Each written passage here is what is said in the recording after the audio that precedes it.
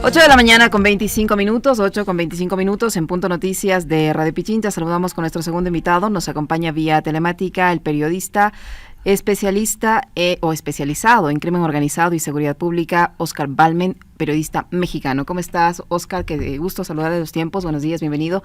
Le acompañamos Orlando Pérez, quien le habla a Licenia Espinel. Ayer se terminó la visita del secretario de Estado Marco Rubio al Ecuador. Ha dejado algunos acuerdos en materia de seguridad, un ofrecimiento de alrededor de $20 millones para diversos asuntos relacionados con la seguridad.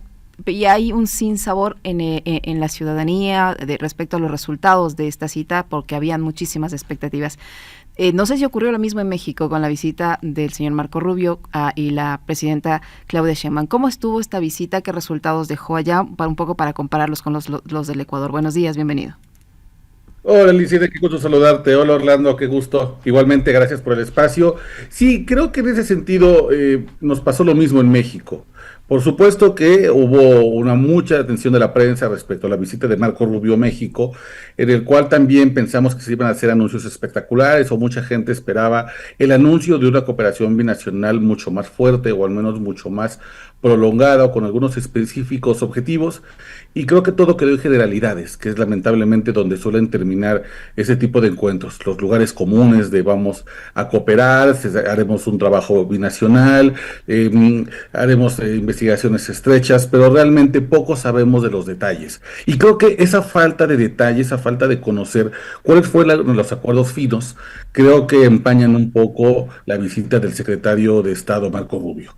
Lo que quedamos en México básicamente fue una idea muy similar a la que me parece que queda en el Ecuador, que es, bueno, habrá un fondo que pueda disponer el gobierno mexicano, en el cual pues pueda servir para que haya un combate binacional contra los grupos del crimen organizado, ahora designados organizaciones terroristas, y ese fondo, bueno, ya conocemos en México un poco hacia dónde va. En México se llamó durante un tiempo la Iniciativa Mérida, luego se le llamó Entendimiento Bicentenario, y básicamente sigue un esquema viejo, no muy novedoso, de combate al crimen organizado. Evidentemente lo novedoso en este momento es, bueno, que hay un presidente como Donald Trump que ha hecho una presión muy importante sobre México y sobre el Ecuador y sobre otros lugares, pues, por ejemplo, con la reciente designación de los choneros y los lobos como organizaciones terroristas, y esto evidentemente apremia a los presidentes de nuestros países.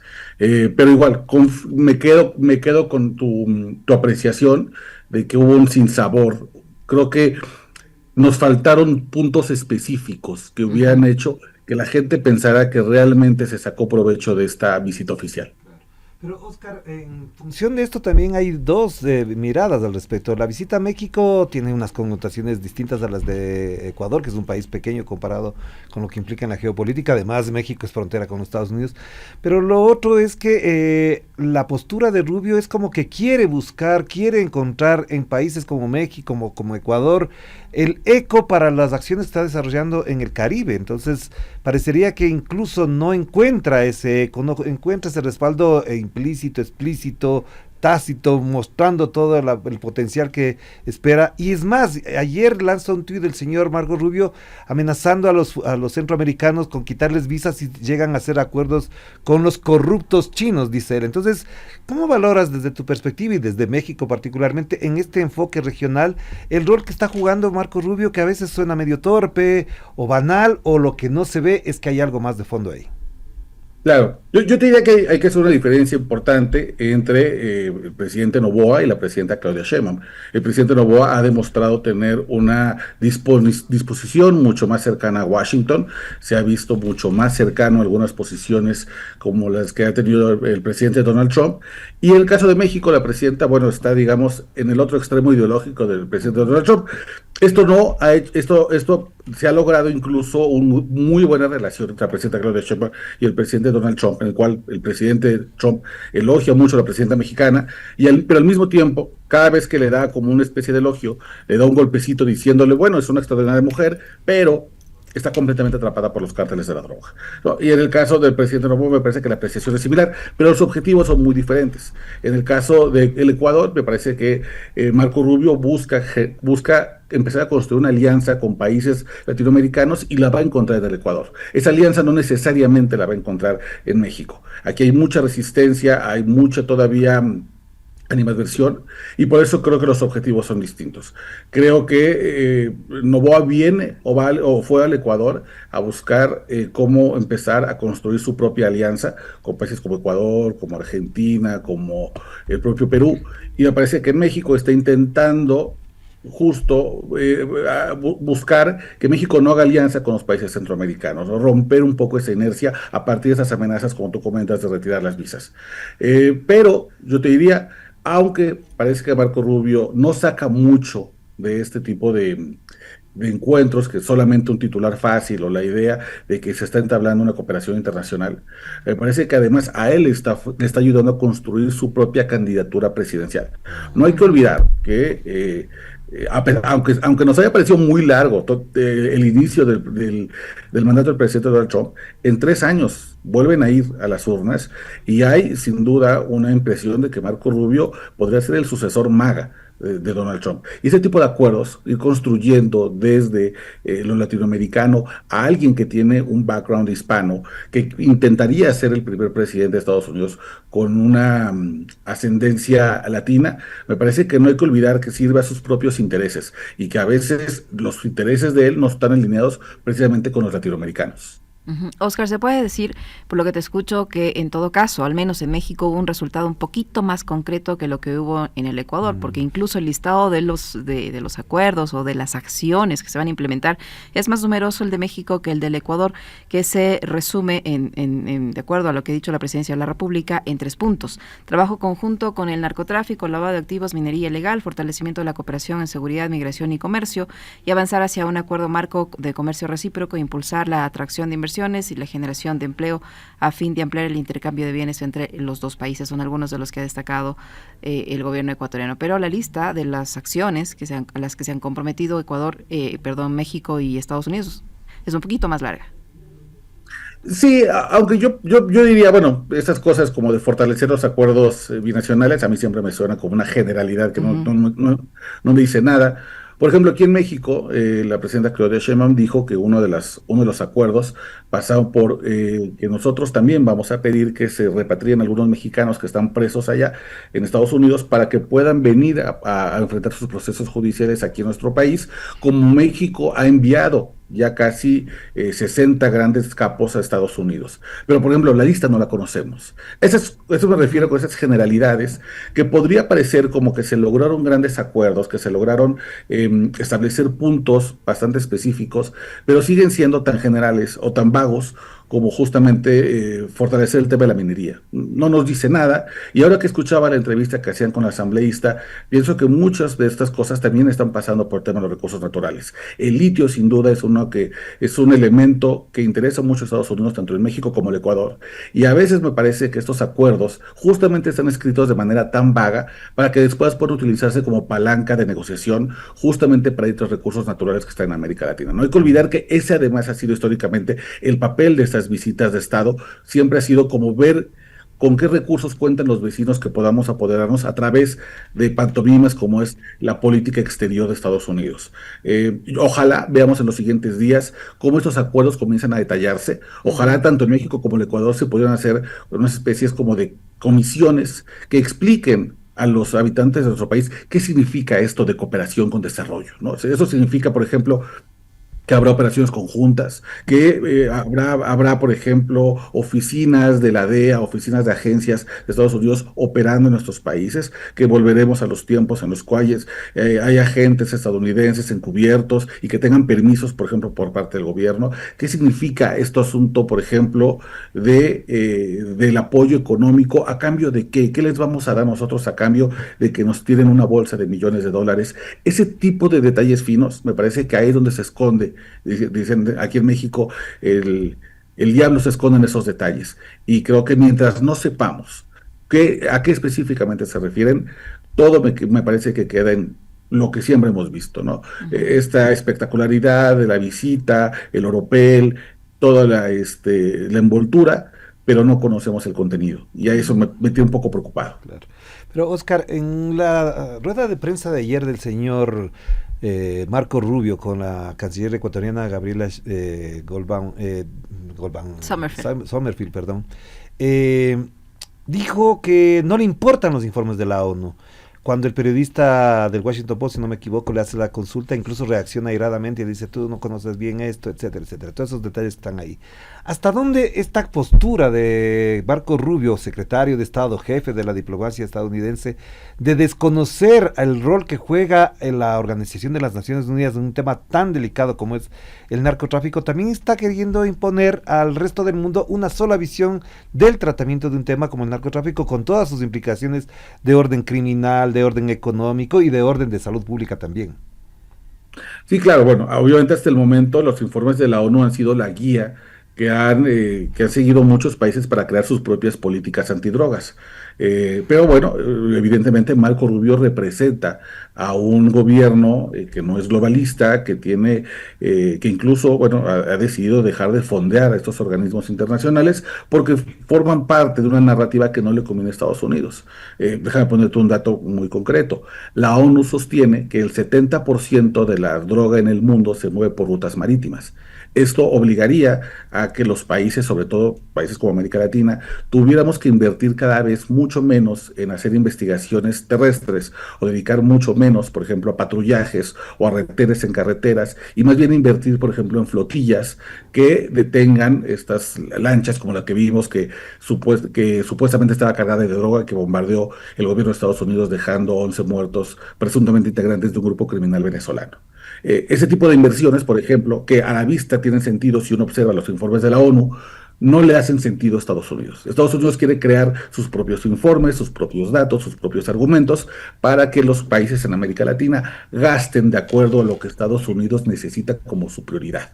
Entonces, claro, tiene que desechar a la ONU, tiene que hacer un argumento contra la Oficina de la Droga y el Delito y decir, no, no, vamos a actuar nosotros con lo que armen nosotros y con lo que armen los informes de la DEA principalmente, ¿no? Y la DEA, por ejemplo, te habla de que las rutas terrestres siguen siendo las rutas preferidas. Incluso va aparejado la idea de que las rutas de los migrantes indocumentados siguen siendo las mismas rutas de las drogas y que por eso hay que combatir ambos fenómenos como si se tratara de lo mismo. Entonces creo que vamos a ver todo el tiempo un esfuerzo de parte del gobierno de Estados Unidos, encabezado por el jefe de la diplomacia, que los informes de la ONU no se toquen, que únicamente queden como una especie de referencia de consulta y que las políticas públicas se hagan a partir de los hallazgos de la DEA, de lo que encuentren las oficinas de inteligencia de Estados Unidos, claro, porque eso conviene a Estados Unidos. Ujú. Oscar, entonces, volviendo al tema del señor Rubio, en temas delicados como por ejemplo seguridad fronteriza, crimen organizado, inmigración irregular, no se va a mejorar. No va a haber, no vamos a ver una mejora tras la visita de Rubio, tanto en México como en el Ecuador. No, no, yo la verdad soy bastante escéptico de este tipo de visitas. Históricamente hemos visto ya muchas de estas y no representan un cambio sustancial en cuanto a cómo el tema de la paz en nuestros países. No sé, no desconozco cómo vaya la cuenta de cuántas veces ha ido un secretario de Estado al Ecuador. Sin embargo, creo que seguramente si volteamos a ver qué Tres. pasó en los siguientes días de una visita de Estado, Ujú. pues los homicidios siguen más o menos en una tendencia similar. Seguramente las bandas criminales no están atentas a lo que diga Marco Rubio, o en este momento no están especialmente poniendo atención a lo que diga, o están realmente asustadas de lo que pueda suceder. Y tomo el caso de México. Ujú. Las organizaciones criminales después de ser designadas grupos terroristas, realmente no hubo un cambio que uno piense, mira, a partir de esta designación podemos ver un antes y un después de cómo actúan. Ujú. Los grupos criminales siguen en la lógica de únicamente generar dinero, de estar haciendo una especie de capitalismo gore en el cual todo el tiempo están buscando la ganancia máxima. Y eso no ha cambiado. Las designaciones de los grupos terroristas, los anuncios binacionales, no hacen que un jefe de una pandilla carcelaria diga, híjole, vamos a detener este mega envío de cocaína porque Marco Rubio viene para acá y acaba de anunciar un acuerdo bilateral de cooperación entre Estados Unidos y Ecuador. El grupo criminal funciona con una lógica distinta. Incluso ese tipo de acciones puede generar en ellos una reacción contraria a la que se necesita, porque cuando avisa que vienen planes, que vienen combates al crimen, que se van a hacer acuerdos binacionales, lo que hace es que la ruta se vuelve más complicada, la manera de llevar la droga hacia Estados Unidos se vuelve un poco más difícil y esa dificultad se compensa subiendo el precio de la droga como una especie de impuesto por el riesgo. Entonces, muchas veces estos grupos criminales pueden justificar el aumento en el cobro de las rutas hacia Estados Unidos, el aumento en el precio de la droga, porque dicen, bueno, se nos va a poner complicado el negocio, tenemos que dar más sobornos, tenemos que incrementar nuestra vigilancia, tenemos que contratar más gente, tenemos que dejar perder más cargamentos de droga y todo eso lo voy a incluir dentro del costo del usuario final. Entonces, muchas veces, incluso este tipo de visitas pueden detonar una mayor ganancia para grupos criminales o una mayor violencia. Pero estoy seguro que si nosotros observamos cómo se ha comportado la violencia tras las visitas binacionales, tras las llegadas de jefes de Estado o de jefes de la diplomacia, realmente poco cambia en nuestros países y el crimen organizado sigue su curso, incluso aprovechándose. Ahora que hablas de crimen organizado, Oscar, se ha vuelto muy común en esta última semana el mencionar al cartel de los soles. Nosotros conversábamos ayer con un experto, un investigador de seguridad acá en el Ecuador, el arquitecto Fernando Carrión, y él decía que existe este grupo en Venezuela, pero que no se puede dar la trascendencia ni la capacidad de la que le están atribuyendo las autoridades norteamericanas y algunos mandatarios de otros países, entre ellos acá en el Ecuador. ¿Qué conoces tú como especialista en temas de crimen organizado sobre el cártel de los soles? Sí, yo coincido con ese experto, me parece que estamos agrandando un grupo criminal que si bien es importante y si bien tiene una génesis muy diferente al resto de los grupos criminales en América Latina, no me parece que se trata de un jugador mayor en el tablero de drogas del mundo. Lo que sabemos en México es, pues, evidentemente en los años 90, a inicios de este siglo, comienza a una protección desde Venezuela a las operaciones que tenía el cártel de Sinaloa, en ese entonces encabezado por el Chapo Guzmán, hoy que ya está detenido y sentenciado a cadena perpetua en Estados Unidos. Y bueno, fue una alianza que se creó justo cuando vino un declive de la producción de enervantes en Colombia. Colombia empieza a sufrir una serie de configuraciones dentro de su propio mapa criminal. Pablo Escobar y su gente, que son, digo, los más conocidos, comienzan a perder algunos de los contactos justamente por este acoso brutal que tiene sobre Estados Unidos. Y entonces el cártel de Sinaloa, que insisto, en ese entonces encabezado por el Chapo Guzmán, pero también por el Mayo Zambada, empiezan a buscar nuevas rutas, tienen que buscar nuevos socios, pero sobre todo nuevas protecciones. Y esas protecciones las encuentran muy bien en funcionarios corruptos en Venezuela, que por el género y por el momento político que estaba, pues eran militares, ¿no? Entonces el cártel de los soles se refiere a este grupo, presunto grupo de militares corruptos que debido a sus insignias de soles utilizaban la protección militar, su fuero castrense, para poder brindar protección y supuestamente en algún momento, de acuerdo con los propios informes de la DEA, que insisto, siempre hay que tomar ahí con un poquito de reservas, hasta el 90% de la droga que cruzaba en el espacio aéreo de Venezuela estaba protegida supuestamente por este grupo del Cártel de los Soles y mucho de ella llegaba a México justamente para que después pudiera ser catapultada hacia Estados Unidos. Todavía Latinoamérica no era un centro tanto de consumo de droga, sino un centro de producción, primero en Sudamérica y luego de tránsito en Centroamérica y en México. Pero yo insisto que realmente si uno observa la producción o digamos, la incidencia del cártel de los soles dentro de la historia narcótica de América Latina, lo vamos a ver como un grupo casi en pie de nota, no era un grupo relevante, no tenía liderazgos, por ejemplo, que generaran una gran base social, que eso sí tienen los grupos criminales, digamos, tradicionales, donde es el criminal de poca monta el que empieza a crecer en las calles o en las cárceles y a partir de ahí comienza reclutamientos y después, ya que se vuelve más grande, entonces adquiere la atención de los servidores públicos. Aquí es al revés. Son servidores públicos que van construyéndose y que a medida que van creciendo empiezan a cooptar a líderes criminales para integrarlos a su estructura delictiva. Pero no es un grupo que uno pudiera pensar que es un gran jugador. Creo que en todo caso lo que estamos viendo es que se está agrandando la figura del cártel de los soles para poder justificar lo que está haciendo Estados Unidos contra el presidente Nicolás Maduro, contra sus aliados como Cabello Diosdado y como muchos otros más que forman parte de la nomenclatura del régimen venezolano.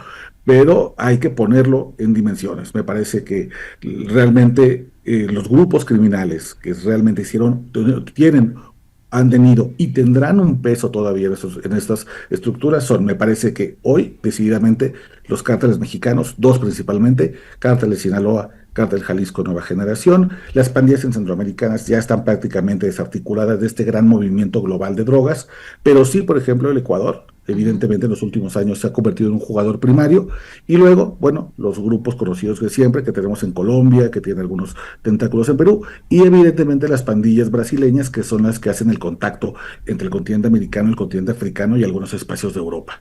Pero hay que poner en su justa dimensión al cártel de los soles. Claro, y aquí cabe una pregunta a propósito de tu reflexión, Oscar, a propósito de lo que está pasando, de lo que ocurre después de las visitas. También podríamos pensar lo que ocurre después de los famosos planes del Plan Colombia. No es que acabó con el narcotráfico, se financió para acabar con el narcotráfico y al contrario se incrementó. La pregunta es, ¿por qué se ha incrementado tanto, uno, la producción, dos, el precio y las redes de comercialización de la cocaína en el mundo? Ayer el propio Fernando Carrión decía que, por ejemplo, ya Brasil se constituye en el segundo país consumidor de cocaína en el mundo. ¿Hasta dónde este fenómeno está consolidando, digamos, el gran negocio mundial que tiene acento fundamentalmente en Estados Unidos? Hay dos teorías de por qué la cocaína está viviendo un importante boom, no solamente en América Latina, sino en el mundo. Uno es que se han encontrado maneras de poder depender cada vez menos de los cultivos muy grandes, como los cultivos de amapola, que evidentemente requieren un trabajo brutal para los grupos del crimen organizado, ¿no? Necesitas tener jornaleros, campesinos, recolectores, plantas procesadoras. En muchas ocasiones dependes que no haya sequía, que haya un buen clima, que no te vaya a sorprender un operativo militar que tiene un pesticida y te mata toda la materia prima. Digamos, ese proceso natural, los grupos del crimen organizado han logrado industrializarlo cada vez más y depender de instalaciones más pequeñas, de menos personas, de generar mayor pureza, y esa mayor pureza está cortando la cocaína, digamos que es lo que dicen, que es rebajarla con otras sustancias, y eso ha permitido que los costos bajen. Y al hacer que los costos bajen, la cocaína ha dejado de ser una droga elitista, como la conocíamos en los años 90, y ha comenzado a ser una droga mucho más democrática, de la cual además se pueden sacar otro tipo de variantes, ¿no? El polvo blanco permite esconder otro tipo de formulaciones, como por ejemplo el fentanilo, el carfentanilo, los nitancenos y otras drogas de nuevas, como lo que llaman el tusi o la cocaína rosa. Eso por un lado, y por el segundo me parece que justamente la guerra contra el fentanilo, sobre todo en América, en el continente americano, ha generado preocupación entre algunos de los usuarios, sobre todo usuarios recreativos que usan droga de manera tal vez no tan frecuente, que no tengan un problema de adicción necesariamente, y esto ha hecho que muchos, por el miedo a esta campaña que se ha hecho al fentanilo, en el cual supuestamente con unos poquitos gramos podrías matar a un hombre adulto con muy poquito. Bueno, pues esto ha hecho que muchas personas regresen, digamos, a drogas tradicionales, que decidan no experimentar tanto, y hay una especie de regreso a los consumos tradicionales. Pero bueno, esto tiene que ver un poco con esta idea de que cuando tú atacas un mercado negro, como es el mercado del fentanilo, te aparecen otros que van simultáneamente creciendo o que van en un punto de ebullición y te terminan configurando el consumo de sustancias. Yo creo que además, por ejemplo, los grupos criminales han encontrado que también estas políticas de mano dura, como te comentaba hace unos minutos, les ayudan mucho a la hora de justificar control territorial, vigilancia completa de las rutas, corromper a las autoridades, porque tiene el pretexto de que hay una persecución en contra de ellos, y esa persecución le tiene que pagar el usuario final, ¿no? Es decir, si quieres mi droga, necesitas tú asumir también los riesgos que conlleva la producción de lo que estoy haciendo. Pero la cocaína crece de manera importante y está creciendo también, no hay que olvidar el tema de las metanfetaminas, que es un problema grave en América Latina, y que principalmente los grupos criminales la usan no tanto como si fuera un insumo de venta, sino más bien como una forma de enganchar a distintas personas y hacer un reclutamiento, que es lo que ha permitido que, a pesar de que vemos todo el tiempo tal vez detenciones, los grupos criminales no están realmente mermados. La droga no es solamente un vehículo para obtener ganancias, es un vehículo para obtener base social y poder cooptar a varios adolescentes y a varios jóvenes. Aquí en México desconozco cómo sea la composición en el Ecuador, pero en México se estima que ya solamente los grupos criminales en México reciben de ganancia de drogas entre el 5 y el 15% de sus ingresos. El resto tiene que ver con otros delitos que ya están ligados a tráfico de migrantes indocumentados, al negocio de la extorsión, al negocio, por ejemplo, de la minería de litio, el aprovechamiento de recursos naturales, lo que aquí en México le llamamos el huachicol, que es el robo de combustible. Se pinchan los ductos de petróleos mexicanos y todo ese combustible se revende en otros espacios. Y bueno, creo que además vamos a ver cada vez más como los grupos criminales van a comenzar a abandonar este tipo de mercados de drogas tradicionales y poco a poco van migrando más hacia el control de recursos naturales. Uh-huh. Oscar, tú que mencionabas el tema de los cárteles, en el Ecuador en este último año hemos vivido uno de los más violentos de la historia reciente del país. El primer semestre tuvimos más de 4.619 muertes, me parece, muertes violentas. Lo que va de julio y agosto, la cifra va en ascenso, lo que va a permitir que el 2025 sin duda se convierta en el año más violento de toda la historia del Ecuador en cuanto al número de muertes violentas por cada 100.000 habitantes. Estamos en un ranking, lamentablemente, después de Jamaica. Haití está mejor que nosotros, ¿no? Y yo te pregunto en ese sentido, ¿qué cárteles están operando en el Ecuador y qué tanta responsabilidad de esa operación tiene que ver con estas muertes violentas en Ecuador, de lo que tú puedas conocer? Mira, sé que los grupos criminales en Ecuador sobre todo han obtenido una especie de know-how, de manual de operación por parte de los grupos criminales. Y los más relevantes, ahí tenemos ligas muy claras. El caso de los Lobos, por ejemplo, está ligado al cártel Jalisco Nueva Generación, que es el grupo criminal de mayor expansión en la historia de México. Nunca antes habíamos visto un grupo criminal que tuviera tantos alcances internacionales, y lo que pasa en Ecuador lo está comprobando. Y el caso de los Choneros está claramente ligado al cártel de Sinaloa. Digamos que son los dos grupos criminales que más a mí me preocupan y que conozco justamente por estas ligas con México. Y lo que se observa desde México es como si Ecuador y era como 3 años antes de lo que está pasando en México. Como si casi es como una película en repetición por cómo han adoptado los grupos ecuatorianos el tema de la violencia. Creo que están aprendiendo rápido, terriblemente, de los grupos mexicanos, por ejemplo, a ejercer violencia en vías públicas, a dejar cuerpos como mensajes, a cada vez más buscar grabar, dejar registro de sus ejecuciones, sus atrocidades, para ocuparlos como línea de terror. Y creo que me parece que poco se está haciendo también en el tema del combate financiero.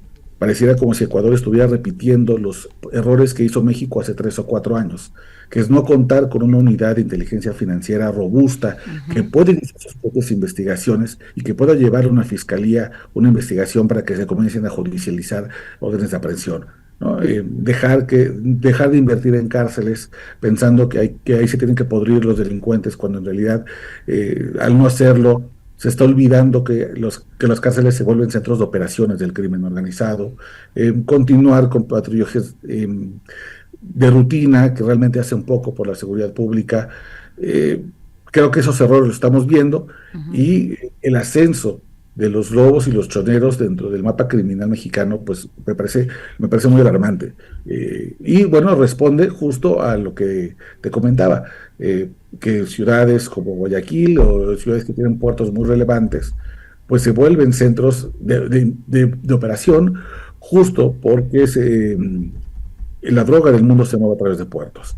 Creo que el trabajo que tendría que hacer Ecuador tendría que enfocarse mucho, mucho más en rutas marítimas que tal vez en patrullajes disuasivos, pero el patrullaje es algo que se ve bien a cámara, que puede venderse muy bien como si fuera una tarea de seguridad y tal vez no luce tanto el trabajo en mar, el trabajo en puertos. Pero bueno, a nosotros específicamente en México nos preocupa mucho esta alianza Lobos Cártel Jalisco y Choneros Cártel de Sinaloa. Oscar, no quiero dejar de mencionar algo que en la reflexión ya más de carácter histórico vale la pena recordar, porque parecería que se los olvida. Hace pocos días se eliminó a la cúpula militar del Ecuador, se cambió completamente la cúpula militar, que es de que en la práctica dirige y conduce el llamado conflicto armado interno del Ecuador, declarado por Daniel Noboa el 9 de enero del 2024. Y en la declaración que hace el Ministerio de Defensa dice que esta es para refrescar en la nueva fase de la guerra. Esto, te lo digo con franqueza, he estado en México en los momentos en que gobernaba Felipe Calderón, me vuelve a repetir, es el eco de lo que decía Felipe Calderón aquel entonces, hablar del conflicto como una guerra, eliminar a mandos militares que estaban ya caminando, digamos, una cierta experiencia de lucha frente a estos fenómenos y los cambia. ¿Cómo interpretar estas paradojas, aunque no sean tan adecuada la palabra, de que en México ya se tuvo la experiencia, en el Ecuador se repite, pero parecería que son llevados por el mismo instructor político militar que les dice, hagan esto, firmen de tal manera y además definan de esta manera esta forma de actuar contra el narcotráfico?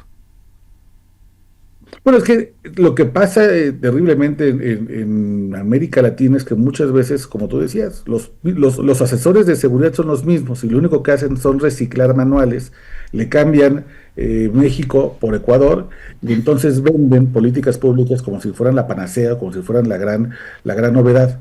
Por eso te decía que de repente Ecuador se parece mucho a una película que vimos en México, porque cuando ustedes como hermanos latinoamericanos hacen un movimiento como el que hizo el presidente Noboa justamente de renovar la cúpula militar, desde México volteamos casi a ver y decir, híjole, es que nosotros ya hicimos ese paso, ya se hizo aquí, se hizo hace 3 años, hace 10 años, hace 15 años, y los resultados son desastrosos.